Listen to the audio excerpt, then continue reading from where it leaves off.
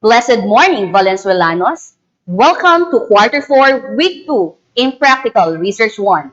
I am Julian M. Sarmiento, your live streaming teacher from Vicente P. Trinidad National High School. Today, we are going to learn this most essential learning competency. Chooses appropriate research design. Are you ready to learn? Let's go! Let us answer our first activity entitled Fact or Bluff. Kindly comment fact if the statement is true. Bluff if it is not. You are given 5 seconds to provide your answer. Good luck! For question number 1. American Psychological Association or APA is an author date-based style. Is it a fact or bluff? Your 5 seconds starts now.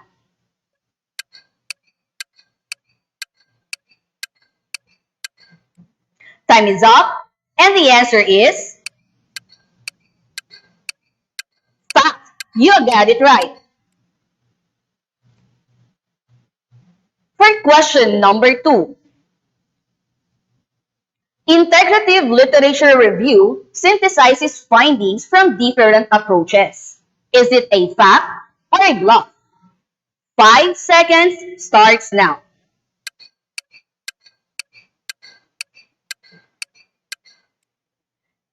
And the answer is fact.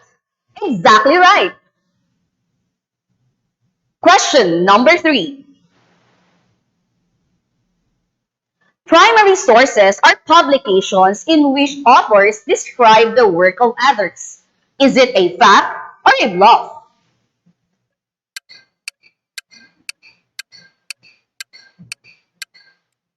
Time is up, and the answer is bluff.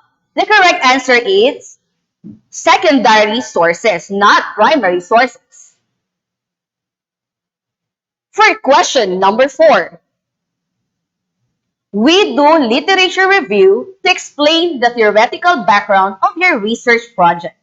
Is it a fact or a bluff? Your 5 seconds starts now.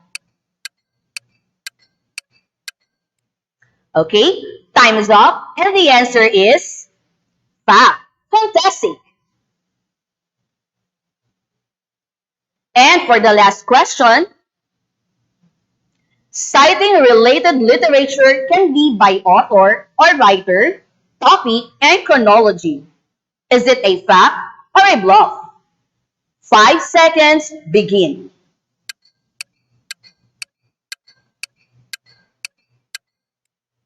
And the correct answer is fact. Excellent. Let us proceed to the next activity. 4 Peaks, 1 Word, Practical Research 1 edition. Here, you will guess the word revealed by the images. Again, 5 seconds to guess the magic word. Let's proceed. What is the magic word?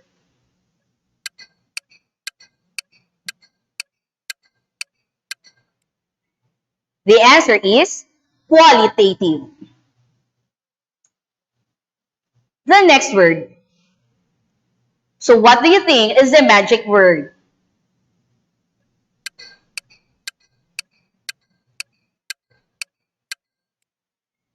And the answer is research. The third word we have. So what do you think is the magic word? Your timer starts now.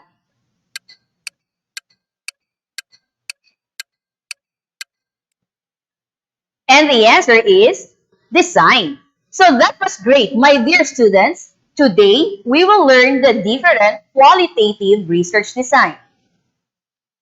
Let us first recall what research design is. When we say research design, it is a plan on how to answer your research questions, a general structure of the research project, and gives us the idea of how to conduct the research. Take note, research design serves as the blueprint in the conduct of our study. Qualitative research designs answers the how and why of the study. It does not focus on what questions. Qualitative research designs, we have phenomenology, case study, grounded theory, historical research, and ethnography. We will learn further on these research designs in the succeeding slides. We have phenomenology. It is an approach to qualitative research that focuses on the commonality of a lived experience within a particular group. The main goal of the approach is to arrive at a description of the nature of the phenomenon. So when we say phenomenon, it is an observable fact or event. Under the phenomenological research design, there are 3 to 10 participants needed and selected purposively. As a researcher, we must perform bracketing. Bracketing is a scientific process where a researcher suspends or holds in abeyance his or her prepositions, biases, assumptions, theories, or previous experiences to see and describe the essence of a specific phenomenon. How are data collected in phenomenological research? Data are collected through participant observation, conversation with participants, interviews, analysis of text, and focus group discussions. Data analysis in phenomenological research are done through reading the data, demarcating the data, eliminating irrelevances, groupings, and naming data into constituents, and arranging the data into themes. So here's an example of a phenomenological research. Sarmiento 2022 plans to study the lived experiences of mother educators of senior high school teachers of Vicente P. Trinidad National High School. She wanted to find out their lived experiences in the fulfillment of their duties and responsibilities as a mother educator before and during the pandemic, their struggles, coping mechanisms, and success stories. The next qualitative research design is case study. In this research design, there is an in-depth investigation of a single individual, group, or event. It involves study of an issue explored through one or more case as a specific illustration. Case study is a detailed study of persons, group, events, decisions, periods, policies, institutions, or other systems and investigates a phenomenon within its real-life context. The context of the case involves situating the case within its natural setting, which may be physical, social, historical, and/or economic. So what are the purposes of case study? First, to describe an individual situation. Example, a person, business, organization, or institution in detail.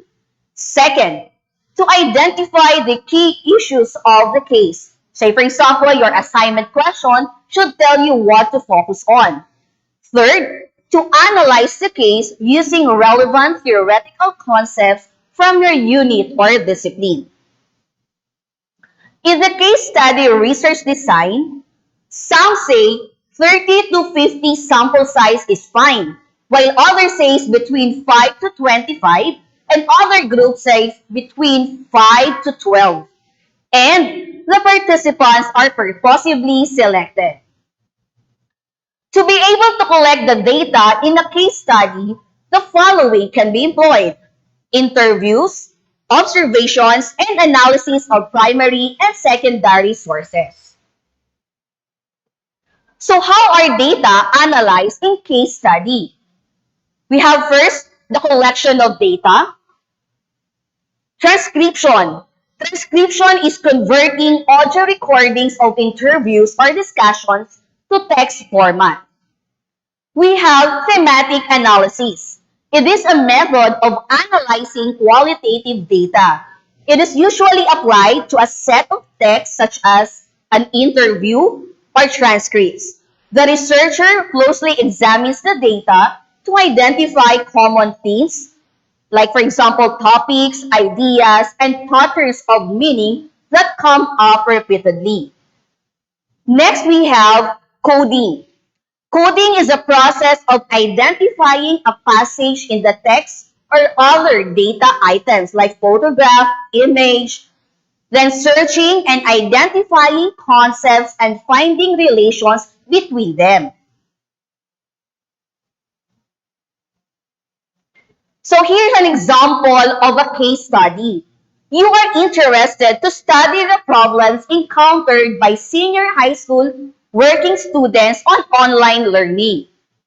So the participants are, of course, we have the senior high school working students. The data to be collected will be done through interviews and focus group discussions. Then the data will be analyzed and things will be identified via thematic analysis. So the next qualitative research design is grounded theory. This design was first developed by sociologists Barney Glaser and Anselm Strauss. This research design is known for theory development. It is used in discovering what problems exist in a social scene and how persons handle them. Involves firm formulation, testing, and redevelopment of propositions. Grounded theory is anchored to inductive approach. Inductive approach involves the gathering of data, look for patterns, and then develop a theory. So under grounded theory, we have 20 to 60 participants can be the sample size who are purposely selected.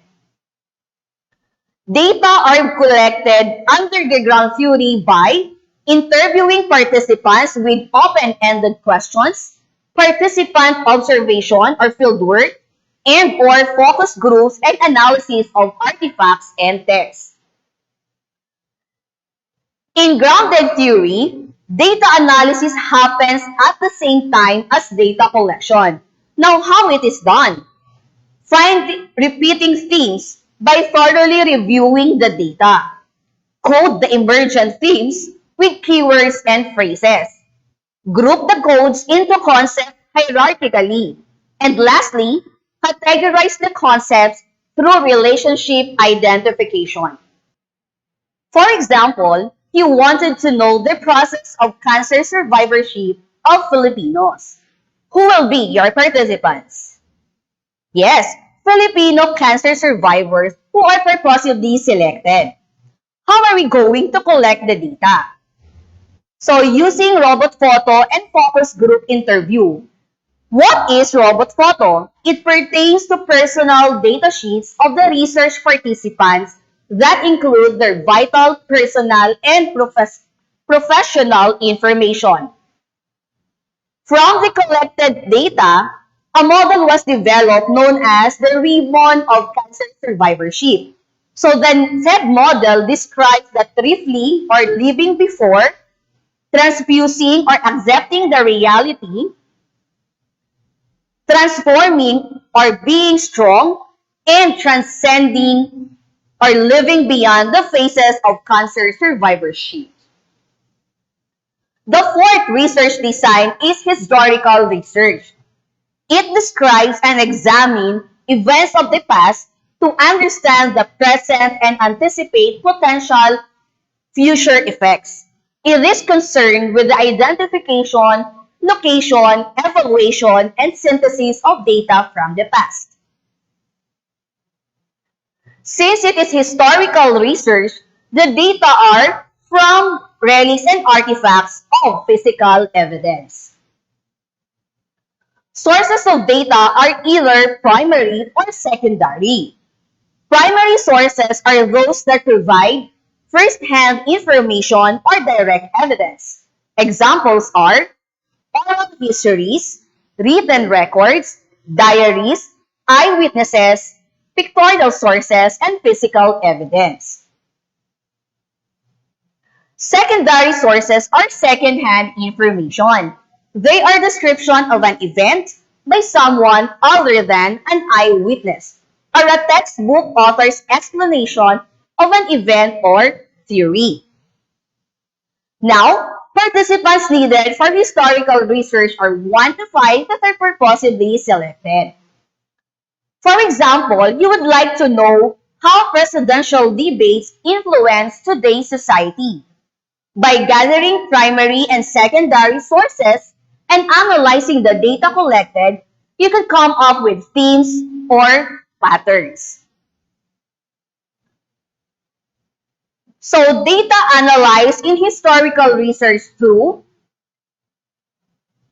theoretical model leading to content analysis, use of patterns or themes, coding system, and quantitative data to validate interpretations. Now, content analysis is a qualitative analysis method that focuses on recorded human artifacts such as manuscripts, voice recordings, and journals. Content analysis investigates these written, spoken, and visual artifacts without explicitly extracting data from the participants. The last qualitative research design is ethnography. It studies human behavior in the cultural context in which it is embedded. So the work of describing a culture, the way of life of a cultural group. It seeks to understand how people live their lives. So take note, ethnography is learning from the people rather than studying people. Since the researcher frequently lives with the people and becomes a part of their culture, here are the 3 data collection methods being employed. Participant observation, interviews, and immersion. Purposely selected, we have 20 to 30 participants can be employed for ethnography. So for example, you wanted to investigate the cultural beliefs and practices of indigenous people or ITAs. Now, you may have to use 9 informants involved. Now, why is it, ma'am, 9? But you have presented a while ago 20 to 30. If you think 9 informants or participants are enough to answer your research, you may do so. So here, the researcher observed and immersed to the community of ITAs. He or she observed that the traditional beliefs and practices on pregnancy, childbirth, marriage, death, and burial are retained. Now take note, if you are doing the ethnographic study, you have to respect their beliefs and practices. So we have here the data analysis for ethnography. First is to analyze the data collected and come to a deeper understanding of the culture sharing group. Develop themes disclosed in the data. Interpret their significance and meaning. Create a cultural portrait of the group and how it operates. So we are now done with our discussion. Let us proceed to test our understanding of the lesson. So our activity or assessment is entitled Give Me the Name. So you have to choose the appropriate qualitative research design suited for the topic. Good luck! Okay, question number 1. Joshua wants to study the way of life of the Mangyans, their folkways, beliefs, and practices. What qualitative research design should he utilize? A. Case study. B. Ethnography. C. Grounded theory. Letter D. Historical research.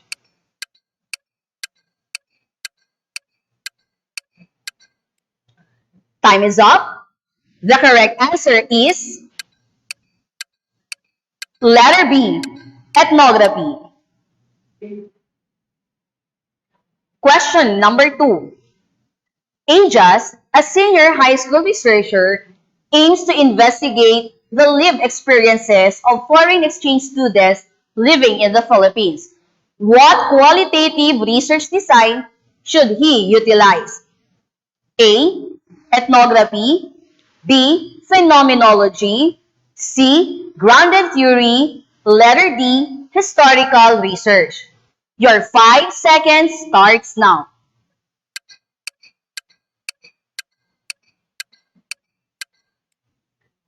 Time is up. The correct answer is letter B. Phenomenology. Question number 3. Christian, a Vicente P. Trinidad National High School student, aims to describe and develop a theory on the struggles of COVID-19 patients, their interconnectedness, survival mechanisms. What qualitative research design should he utilize? A. Case study. B. Phenomenology. C. Grounded theory. And letter D. Historical research. Your 5 seconds starts now.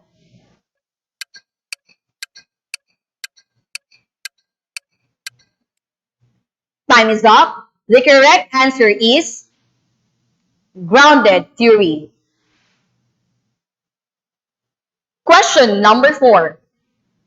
Miss Hosol, a senior high school teacher at Vicente P. Trinidad National High School, aims to compare the similarities of the strategies utilized in the classroom settings before and during the pandemic. What qualitative research design should she utilize? A. Case study. B. Ethnography. C. Grounded theory. Letter D. Historical research. Your 5 seconds starts now.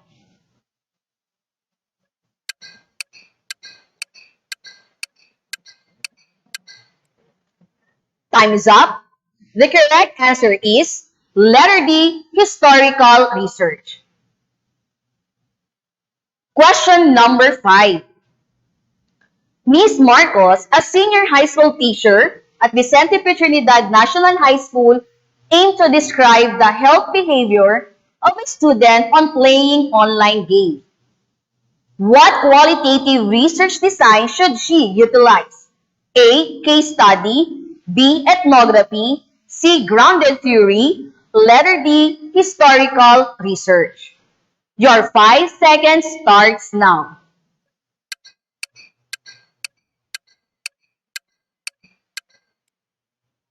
Time is up, and the correct answer is letter A, case study. So thank you very much for joining me with our live streaming for week 2. So here is our references and our most essential learning competency chooses appropriate research design. So again, I am Julian M. Sarmiento, your live streaming teacher for Practical Research 1, Quarter 4, Week 2.